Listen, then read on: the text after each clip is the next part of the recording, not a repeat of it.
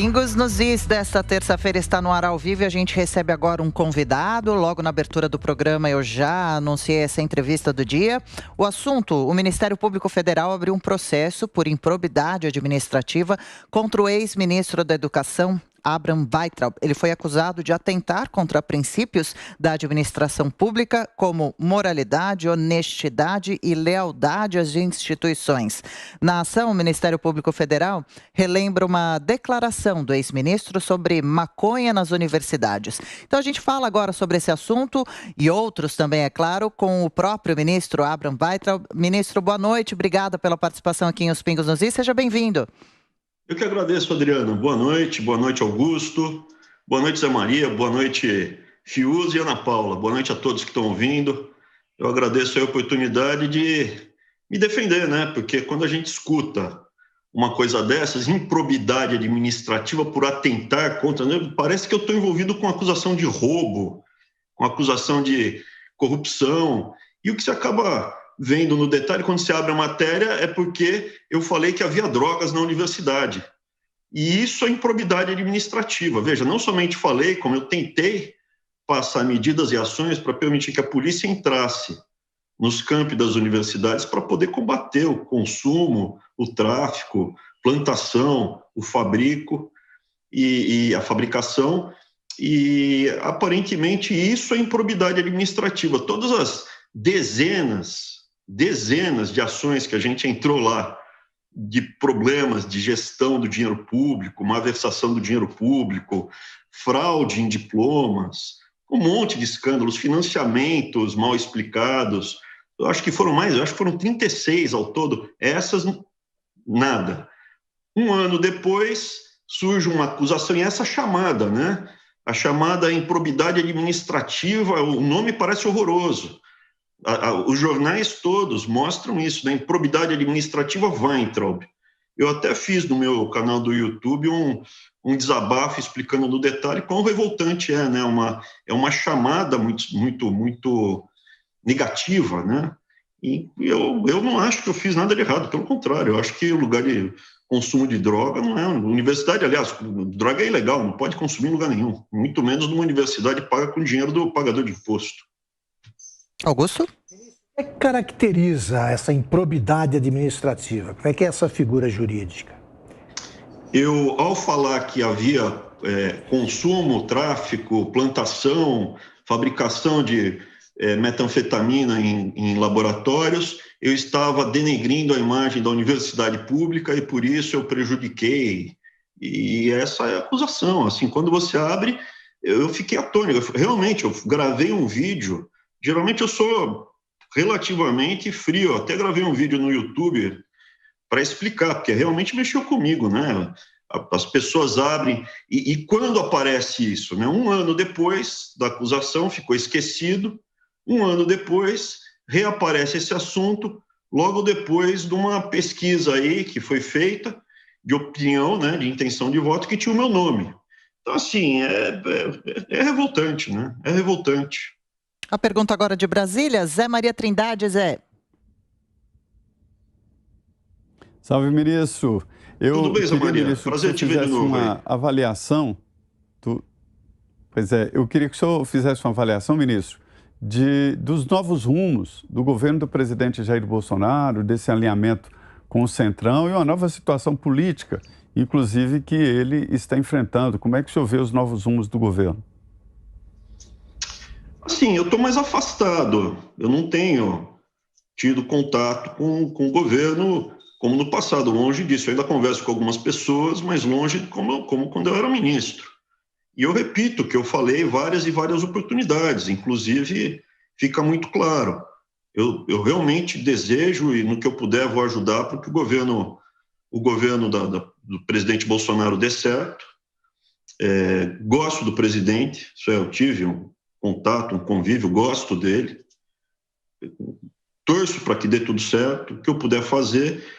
Eu, pela minha pegada, eu não teria, talvez, tido o mesmo caminho, mas não quer dizer que foi de negociar mais, trazer o Centrão para dentro, etc. e tal, que a gente já falou sobre isso no passado.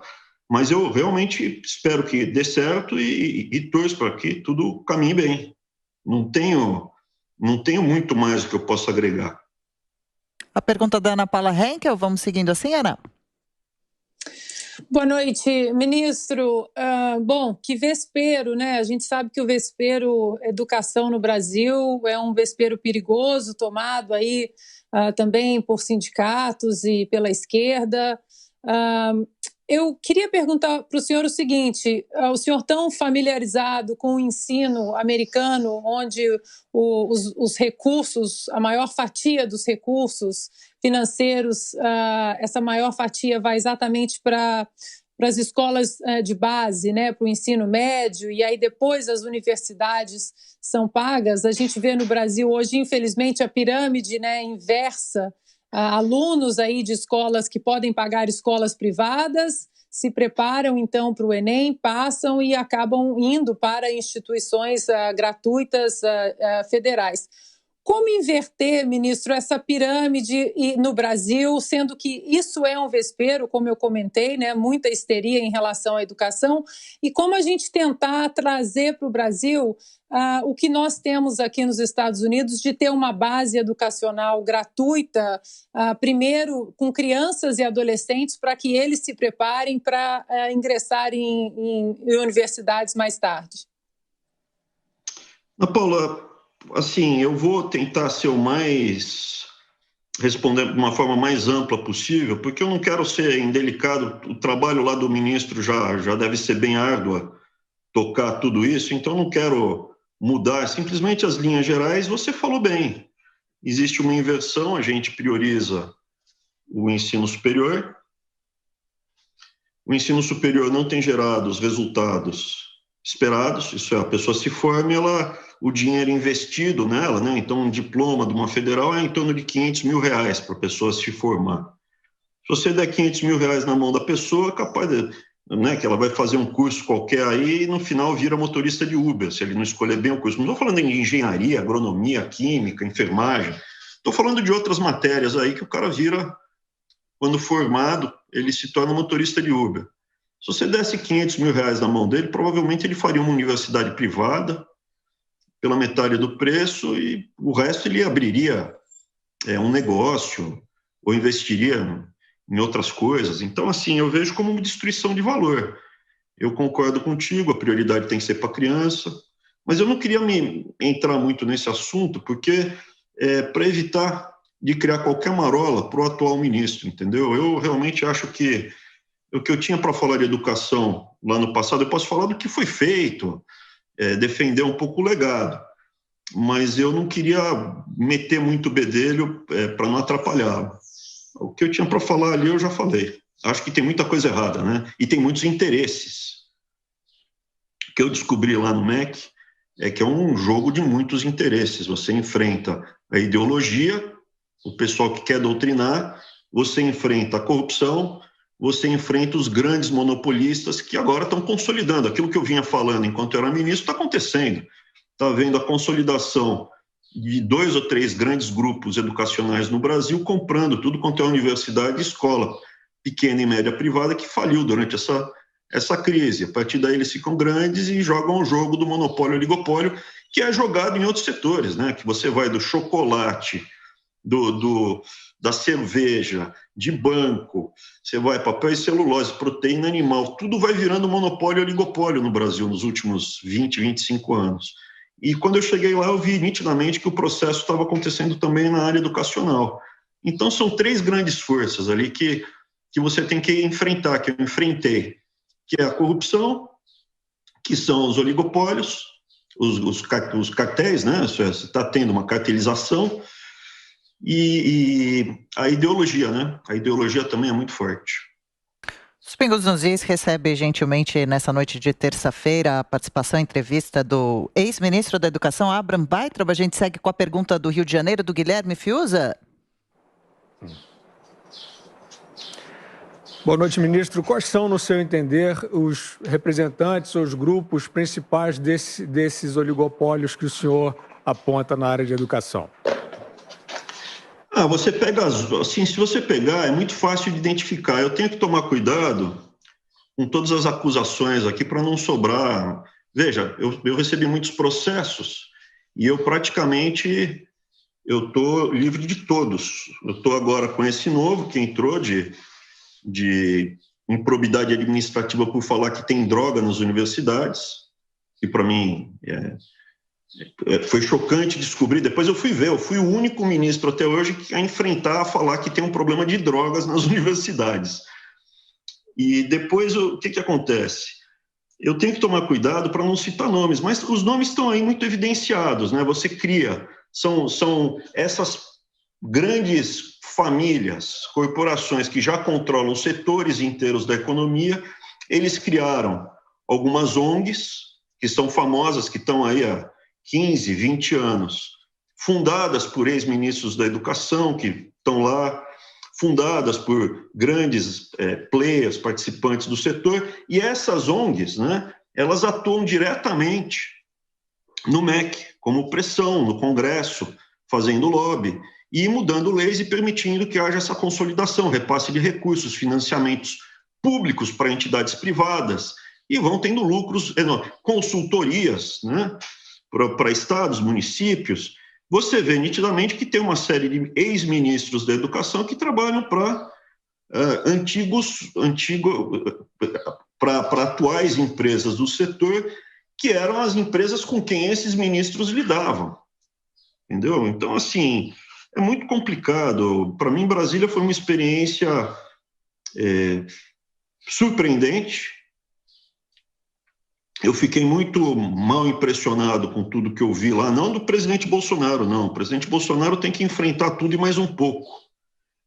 Por isso que quando perguntam para mim o que você acha, eu falo, olha, eu estava lá ao lado dele e acho que ele tem o mesmo sentimento que eu tenho por ele, de estima e de afeto, e eu não quero atrapalhá-lo de forma nenhuma, pelo contrário, se eu puder ajudar, eu ajudo, porque é uma pedreira danada que tem que ser feito lá. Foi construído um mecanismo muito grande para acabar com o que a Marilena Chaui detectou como inimigo principal desse mecanismo, a classe média, né? Marilena Chaui falou muito claramente ali, eu odeio a classe média, mas ali foi uma análise que eu considero honesta e brilhante, ela identificou qual é o inimigo. E a gente tem sido massacrado. Então é mais uma etapa nesse processo. Os conglomerados, os players, são os mesmos. É só dar uma cavada, olha aí as principais ONGs do setor, olha os sócios fundadores, está lá, Emílio Odebrecht, um monte de banqueiros, ex-ministros da educação, famílias bilhardárias, aliadas à ideologia marxista, e você vai implementando isso.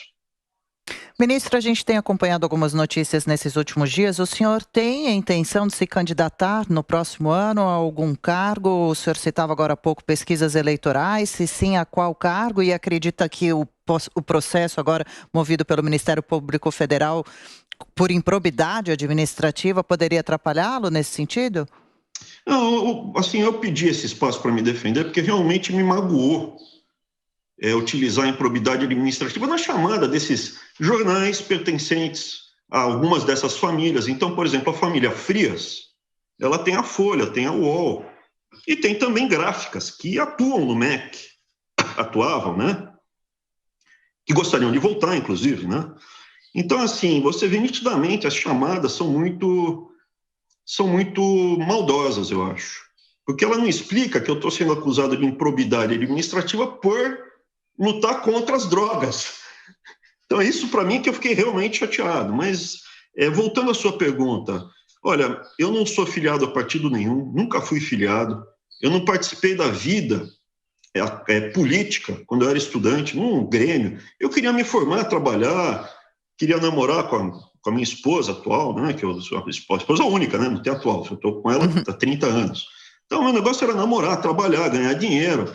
Não queria me envolver com isso, eu não gostava. Minha família não tem nenhum político, nem sombra, não tem ninguém filiado a nenhum partido político, é tudo uma novidade. Aí eu fui para Brasília e com o meu jeitinho, eu não acho que eu virei político, eu acho que eu virei uma pessoa pública, eu sou conhecido hoje.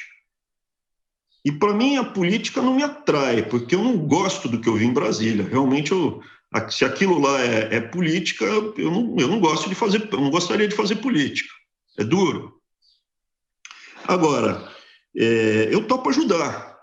Não estou falando que eu não vou ser. Estou disposto a ajudar no que seja necessário. O Brasil é meu país, eu não quero sair do país, eu quero um dia poder voltar e voltar em breve. Essa é a minha intenção, voltar em breve. E não me isento, eu tenho todo o direito de sair, se eu quiser, o cargo que for. Quem lançou a ideia não fui eu, fiquei até surpreso. Eu tenho hoje 1 milhão e tantos de seguidores no Twitter, 1 milhão no Instagram, começaram com isso. E eu agradeço, toda vez que tem uma demonstração de carinho, eu agradeço. Tem gente que me lança candidato a governador de Santa Catarina. Me lançaram aqui, não é piada. Me lançaram para valer, não foi um cara que soltou no Twitter, foi o presidente de um partido lá. Eu acho que eu não vou ser governador de Santa Catarina. Gosto de Santa Catarina, mas não conheço. Eu conheço São Paulo. Conheço bem São Paulo, sou de lá, conheço o interior, conheço o litoral, conheço a história, trabalhei, tudo quanto foi canto. Então, eu conheço ali. E sinto, eu me identifico com São Paulo. Vai ser governador, vai ser senador, não está nada decidido, acho que está muito cedo. O que eu estou disposto é ajudar a tentar evitar que o Brasil vire uma grande Venezuela. E isso é uma coisa importante para dizer. Eu acho que as pessoas estão muito confiantes que o Brasil está fora de risco. E eu, tendo visto o que eu vi em Brasília, analisando, observando e também vendo aqui de fora, eu acho que o risco do Brasil se venezuelar, né, virar uma Venezuela, virar uma distopia, ele está cada vez maior, esse risco. Augusto? O sucesso do presidente Bolsonaro diminui esse risco, por isso que eu estou muito disposto a ajudar, seja no que for, a evitar que isso aconteça com o país. Ministro, o senhor está evidentemente magoado aí com essa acusação. Agora, o senhor também é bom de briga. Como é que o senhor vai reagir aí? O senhor vai sustentar o que disse? Qual é a linha de defesa que o senhor vai adotar? Eu nunca pedi... Veja, isso daí que você falou, Augusto, é uma coisa que até é importante. Eu fui várias vezes, eu fui 9 vezes ao Congresso Nacional. Nessas 9 vezes que eu fui ao Congresso Nacional, foi uma carnificina. A primeira vez que eu fui ao plenário, eu acho que eu fui o único até hoje ministro ou executivo do governo federal que não foi demitido no plenário. Antes de mim, por exemplo, o Cid Escavadeiro, irmão do Ciro Gomes, o cara lá que joga escavadeiro em policial, ele caiu no dia, né? Teve outras pessoas que também... Assim, no embate... De fato, eu devolvo sem falar palavrão, isso aqui é uma coisa importante, né? No passado falaram. Mas várias vezes, no mal entendido, eu pedi desculpa na hora. Se eu sinto que eu passei do ponto, exagerei, na hora eu peço desculpa, peço perdão, desculpa, não foi essa a minha intenção. Mesmo se as pessoas se sentem ofendidas. Isso está à disposição no YouTube. Agora, falar que eu vou pedir desculpa por dizer que tem droga nas universidades, não vou pedir desculpa, não. Acho que não tem que ser consumida droga nas universidades, em lugar nenhum. Tem que se consumir drogas, lugar de jovens. Não pedi desculpa de outras afirmações que eu fiz também. Mais uma pergunta de Brasília, Zé? Sim, olha, ministro, o mundo inteiro, né, sofreu um baque aí na educação com a pandemia. Mas o Brasil ficou mais tempo aí com as crianças fora de sala de aula e universidades também que fecharam. Em alguns estados, o fechamento se deu antes mesmo da chegada do primeiro caso no estado, né? Na universidade, não no estado. Ministro, quais serão as consequências? Como é que o senhor está analisando aí as consequências desse fechamento aí diante da pandemia para a educação no futuro, agora e no futuro? Eu considero esse período que a gente está vivendo um momento de transição até da civilização ocidental, né? Nem do Brasil, não. É um marco. O que está acontecendo no mundo ocidental não é no Brasil, é no mundo ocidental. É muito dramático. Por exemplo, os meus filhos, eles estão numa escola pública aqui nos Estados Unidos. Escola pública, normal. Vão a pé para a escola do bairro, muito boa escola, só que começaram agora. Eles ficaram praticamente 1 ano tendo aulas remotas. E isso foi um dano grande, porque nesse período você tem o desenvolvimento emocional, o convívio com as crianças, com os amigos, etc., que foi interrompido, principalmente porque eles tiveram que sair do Brasil do jeito que foi, né? Eu saí primeiro, eles tiveram que se esconder para evitar todas as ameaças que a gente estava sofrendo, e aí eles vieram 40 dias depois, já estava montado tudo, casa. Então, assim, foi um dano emocional ficar tanto tempo isolado das crianças nesse período. Mas você falou bem também, nesse período de 7, 8, 6, 5 anos, as crianças estão desenvolvendo o cérebro, é o período ideal para você alfabetizar, para você passar princípios de matemática, isso tudo foi comprometido. E eu coloco o seguinte questionamento, além da gente ter fechado, antes de chegar a doença, linearmente, interrompido o fornecimento de alimentos, etc., a maior parte dos professores do ensino fundamental 1 é jovem. O professor se aposenta cedo, né? Se aposenta muito cedo. É difícil ter professor de criança pequena de 50 anos, de 45. Geralmente é professor jovem, que tinha até risco mais baixo. Então, assim, foi para mim, eu ainda não quero gerar mais turbulência nesse período. Eu realmente acho importante pacificar a situação. Não é o momento da gente sacudir mais. As crianças deveriam voltar rapidamente às aulas, vida normal, evitar tanto tumulto e trazer o Brasil de volta para o rumo. Essa que é a minha preocupação, tentar ajudar em vez de polemizar. Quando a gente já perdeu a batalha foi perdida, esse ano foi perdido. Aí a gente tem que tentar remediar. E tentar remediar agora não é de acusar o dedo, apontar, esse foi errado, aquele foi errado. Eu acho que é tentar acalmar e falar, volta, vamos seguir a vida. Mas eu resumiria o dilema da seguinte forma.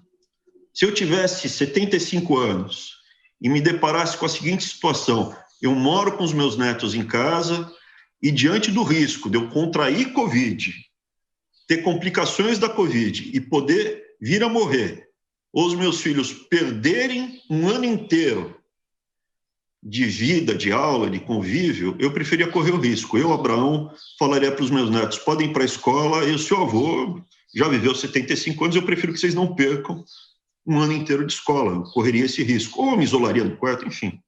Mas eu não queria polemizar nisso não, Zé Maria. Ministro da Educação entre 2019 e 2020, Abraham Weintraub conversa hoje com os Pingos nos Is. Seguimos com a sua pergunta, Ana Paula.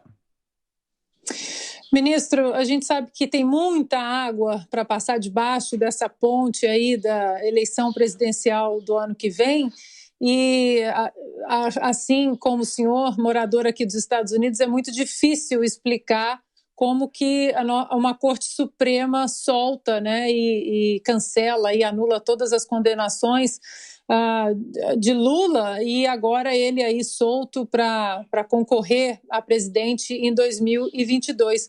Como o senhor está vendo essa corrida? Eu sei que ainda falta muito, mas como o senhor está vendo essa corrida?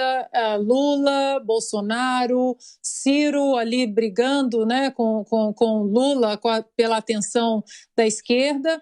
E se o senhor pretende voltar ao Brasil o ano que vem para ir ajudar o presidente Jair Bolsonaro à reeleição? Ana, eu vou responder primeiro ao último. Eu pretendo voltar ao Brasil porque o Brasil é meu país. Apesar de ter esse nome de gringo, né, mesmo que eu fosse imigrante agora, seria brasileiro.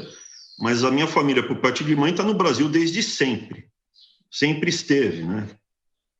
E por parte de pai são imigrantes que vieram depois da Segunda Guerra Mundial. O Brasil é meu país e eu não me sinto americano, não me sinto espanhol, não me sinto alemão, eu sou brasileiro, criado, crescido, a vida inteira em São Paulo. Então, essa é a minha pátria. Gostaria de ajudar o Brasil? Sim. Por quê? Porque eu sei, por histórias familiares, meus avós contam como é perder o país. Contavam, né? Morreram os dois. E é muito triste quando você perde o seu país. Muito triste.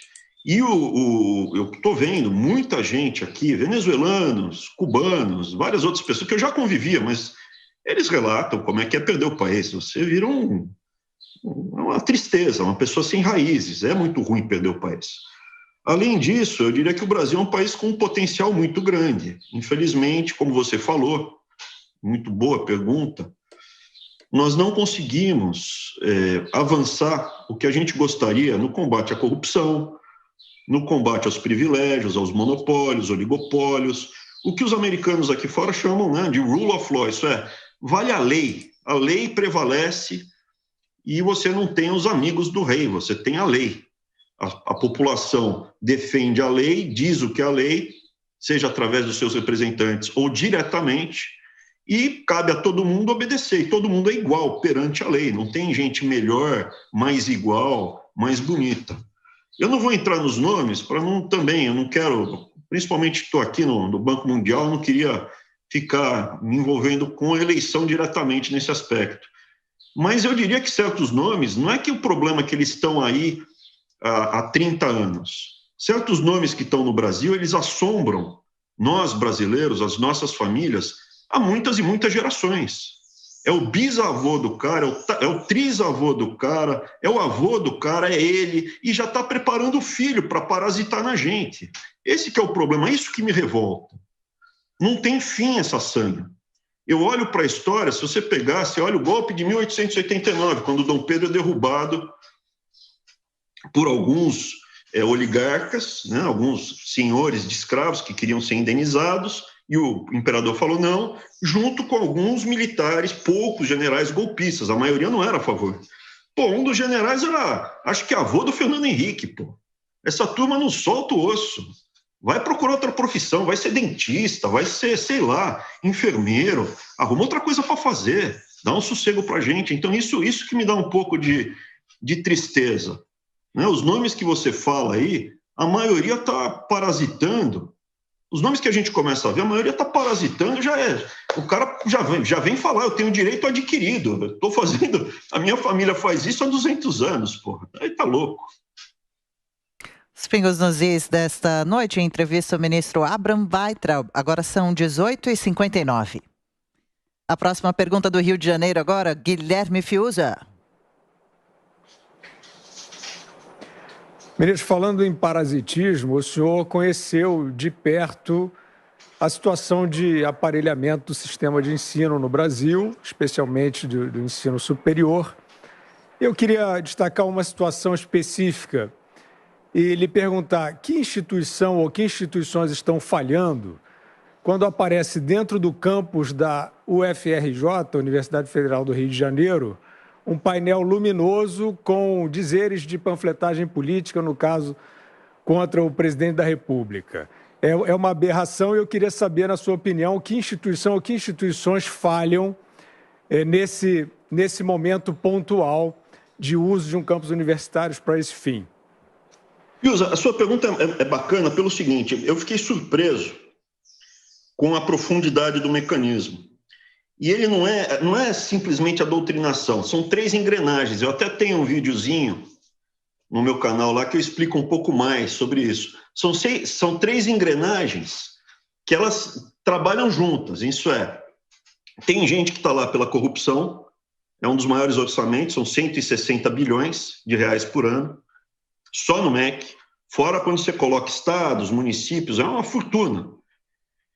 Você tem o pessoal da ideologia que quer mudar realmente, quer fazer uma engenharia social, quer mudar o mundo ocidental, quer mudar valores como família. E isso é importante que seja dito, né? Está escrito no Capital. Karl Marx é contra a família. Várias vezes ele fala, tem que acabar com o conceito de família.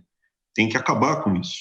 E você tem o pessoal que é o mais perigoso hoje, que eu considero o mais perigoso, que são essas famílias oligarcas, que é esse pessoal muito rico, muitos deles com bancos, muitos deles com grandes conglomerados industriais, ligados a ONGs que contratam a peso de ouro acadêmicos, consultores, gente muito influente, para montar estratégias, para soltar relatórios, para escrever cartas de repúdio contra quem? Quem tentar se levantar contra o mecanismo.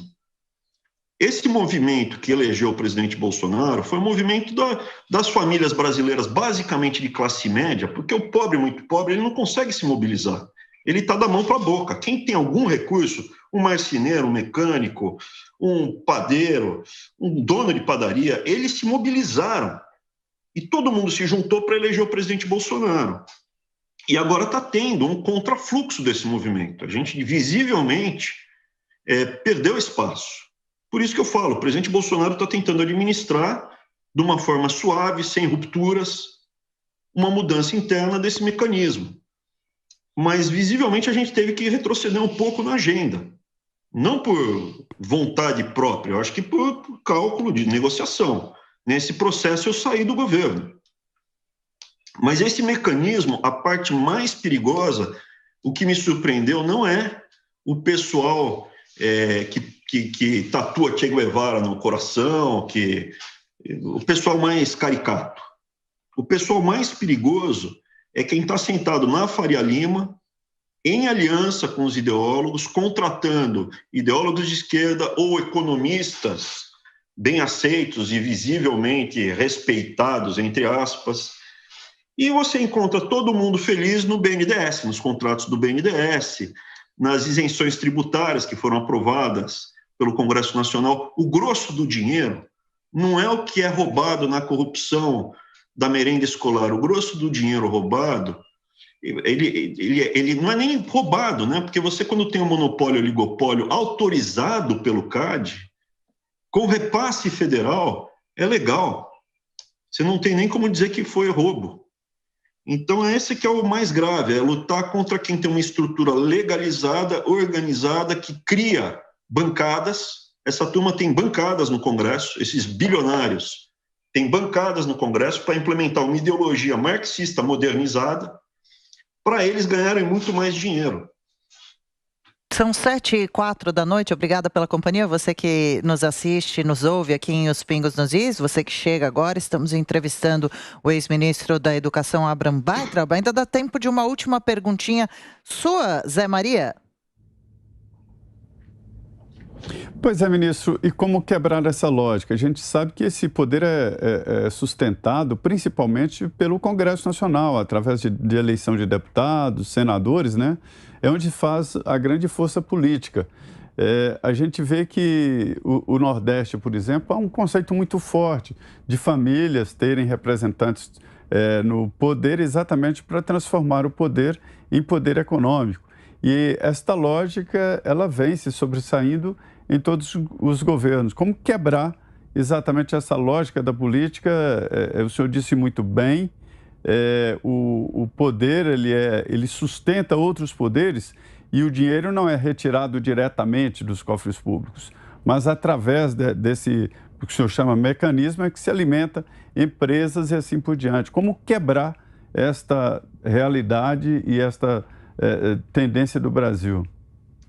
Zé Maria, obrigado pela pergunta. A primeira coisa, eu diria que as famílias mais perniciosas não são as do Nordeste, porque as do Nordeste estão no estágio mais primitivo de mecanismo. Elas mesmas têm as empresas, têm os negócios, desviam recurso e se elegem. Então fica tudo meio misturado, é mais fácil de pegar. O mais sofisticado são as famílias do Sudeste, que elas já têm várias camadas e várias barreiras de empresas, muitas delas nem estão morando mais aqui no Brasil, e aí elas montam bancadas de parlamentares ou de políticos para que eles sejam representados, representem os interesses. É uma estrutura muito mais sofisticada. Quando você... Eu não vou citar nomes justamente para evitar processo, mas você vê aí nomes de ONGs, nomes de fundações para criar novos políticos, eles dão dinheiro para esses novos políticos, eles representam os interesses e votam de acordo com a pauta desses grupos. É surreal. O partido, essas bancadas não estão nem no mesmo partido, eles pulverizam a bancada como se fosse um portfólio de investimentos. Eu vou colocar um pouquinho aqui no setor de telecomunicações, um pouquinho aqui no setor de saneamento, no setor de energia, varejo. Então, assim, o que eu vi, o esquema, o mecanismo mais perigoso é que está ligado, sim, a quem domina o Sudeste, principalmente o estado mais rico do Sudeste, há muito tempo. Essas famílias e esses grupos que estão aí há muito tempo, que dominam a economia do Brasil. O nordestino tem lá 1 zilhão de problemas, mas ele... E como quebrar? A pergunta é boa. Porque é uma coisa que, evidentemente, eu fico matutando. Não por masoquismo, não, viu, Zé Maria? Eu fico matutando porque eu vejo da seguinte forma. Eu acho que como é um desfecho relativamente rápido, se o Brasil não vira Venezuela ou vira Venezuela, vai acontecer aqui 2, 3 anos, 4 anos. Se vira ou não vira. Então, não é que eu vou passar o resto da minha vida lutando com isso, não é minha praia. Mas dá para lutar mais 2 anos, 3 anos e ver para que direção vai.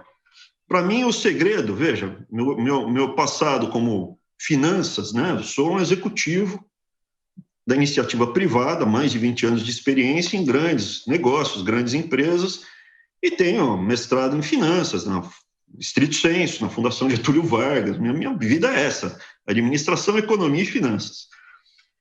Cortar a gasolina. Como assim? O que é cortar a gasolina? Cortar o dinheiro. Por quê? Porque como esse mecanismo ficou muito sofisticado, ficou muito grande, é muito caro manter. Para ele rodar, a tigrada, né? Esse pessoal está acostumado a comer bem, beber bem, viver bem, é tudo muito caro, tem advogados caros, tem muitas seguranças, eles dependem de muito recurso.